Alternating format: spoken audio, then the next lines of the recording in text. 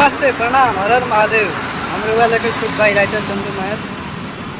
आज बहुत ही बढ़िया गाना सुनाया जाता नहीं तो आई सुनी।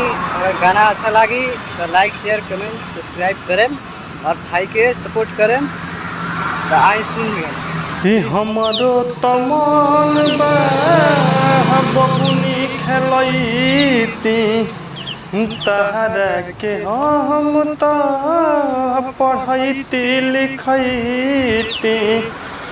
हमरो तमन बा बबुनी खेलैती तहरा के हम तो पढ़ैती लिखैती।